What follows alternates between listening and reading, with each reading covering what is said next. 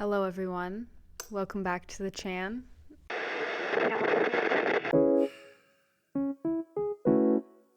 We're gonna have another little tea time podcast style video today. My kettle just went off, so it's time to make some tea.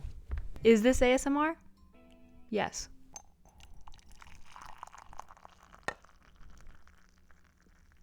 We're going with berries today, Irish tea. This is the good stuff. Oh my god, freaking dropped it on the floor! Now I have some milk that I pre-portioned in this cup. This is, in fact, milk from a cow. I am disgusted. I am disgusted in myself. We're gonna go in with some collagen. TEAMI sent this out to me. It's a hair, skin, and nail supplement. It's best in smoothies, but you can have it in any drink. I'm just gonna add a scoop of this, and then we're gonna be ready to go. Into the video, today I'm gonna talk about my first solo trip. I'm gonna do a little story time. Let's rewind.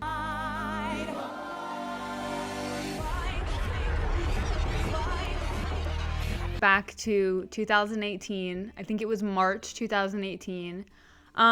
To be honest, I was in one of my lowest points in my entire life mentally. It was just not a good time for me. I had a really bad freshman year in college for many reasons, but I was just really not mentally doing that great. Are you kidding? My camera battery is flashing. So I was going to go to California, San Diego, California, with my dad. My dad travels a lot for work, and his work pays for his hotel room. And so when he was going to California and I happened to be like on a long weekend or something, I was like, oh, I want to go with you because I won't have to pay for accommodation. All I have to pay for really is flights and some food here and there. So we booked our flights separately, obviously, because he was booking through work and I was booking as an individual. And so then the week comes along that I'm supposed to be departing for California, and there's a nor'easter. And if you don't know what a nor'easter is, basically it's a giant snowstorm and it pretty much shuts everything down for a couple of days. And so pretty much all of the airports in New England were all shut down. That makes 3 nor'easters in as many weeks, and this one's bringing a lot of snow. It's a full-blown blizzard here. And so my trip got cut from a week to, I think, 3.5 days. And so I was going to cancel, just get a refund. But then I'm like, you know what? No, I'm still going to do this. I need to get out. I need to go somewhere. I just need to travel because traveling is what keeps me sane. We rescheduled our flights, but since we booked separately, we got put on different flights. So I flew out a day before him, before my dad. And so that meant I would be there by myself for a day, which also meant that I didn't have any accommodation. Since it was so close to when I was flying out, there were no affordable options for a college student. And so I booked through Airbnb. And one of the only Airbnbs that I found that was affordable was on this girl's couch in Ocean Beach. And I was a little nervous, yes, because I was literally paying someone $50 to go sleep on their couch while they were in the other room. And looking back, that really does sound sketchy. But anyway, I'm getting ahead of myself. So I have traveled by myself before in the sense that I had gone on airplanes by myself. So I really had no problem getting there, getting to California. I got in late at night and I took an Uber to the apartment, and the girl was so nice. I don't think she's an Airbnb host anymore, but if she still is, I'll link her listing down below. She was so nice, so accommodating. She was definitely she met me at the door. She got me all settled in, told me where everything was, and it was so nice. And then the next morning I woke up naturally at 6:30 because of the time change. If you know me, that is not like me to wake up that early, but anyway, I woke up really early and nothing was even open yet. So I went outside, walked around. I had the whole beach to myself, all of Ocean Beach.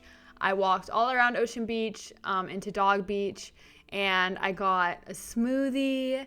It was a great time, and that was the day that I fell in love with solo travel. I would just like to say this is my first time traveling alone, and I'm really loving life. I think I prefer this over traveling with other people, to be honest.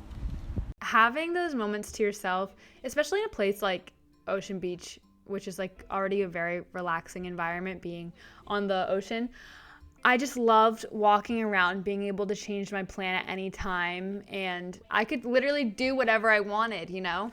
So that was the day I fell in love with solo travel. So I spent that whole day exploring Ocean Beach, like the main drag. I went to the pier, and then I took an Uber over to Pacific Beach, which is where I was staying with my dad. And so he flew in that day. I was 18 at the time, and if you didn't know, you can't check into a hotel in the United States until you're, I think, 21. And so obviously I couldn't check in. And also the reservation wasn't under me. And so I got to the hotel, they held my bags for me. And oh my gosh, actually, now that I'm thinking about it, that was the day that I filled out my application for my study abroad in Iceland program. If you didn't know, I did a short-term abroad program in Iceland. I feel like I never talk about that, but I did a little kind of like travel diary vlog type thing. Anyway, that was a time. I absolutely loved that. But that was the day that I applied for it, so that's kind of cute. Then my dad's flight was delayed. That was not a good situation. Ow, this is really hot. It started getting later and later. I couldn't get into the hotel room still.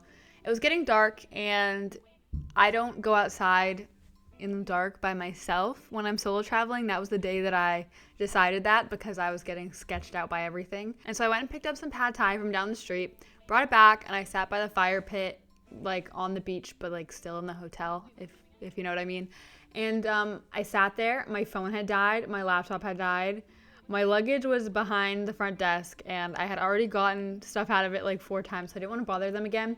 So I just sat there and, lived in the moment, watched the waves as the sun went down, and it was really a beautiful experience. I loved it so much. And then my dad got there, and my solo trip was officially over. That trip changed my life, to be honest. Like, it really did, because I had always wanted to solo travel, and by that point I had already known, I think, that I was going to study abroad in London, so I knew that I was going to be doing a lot of solo travel in the future. So I'm really glad that I was like forced to do that trip, because if I didn't, I feel like I would have had a lot more travel anxiety going into my first international solo trip, which was Berlin. Anyway, the moral of the story is you need to solo travel.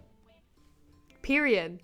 Even if it's like 2 hours away from your hometown, if you're going to like your nearest city and staying overnight for a night, it's just so relaxing. It's almost therapeutic, okay? It's almost therapeutic because you really just spend time with yourself, and that is such a rejuvenating experience, and I cannot recommend it enough.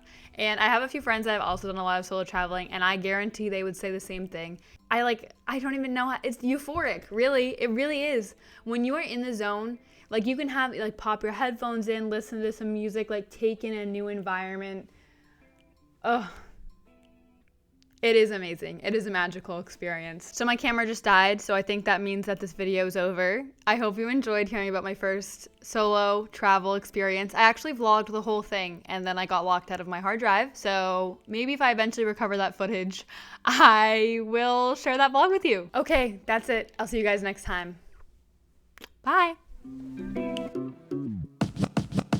Just another night, I was feeling fine. Insane playing bye bye bye. Then we finally kissed. I was like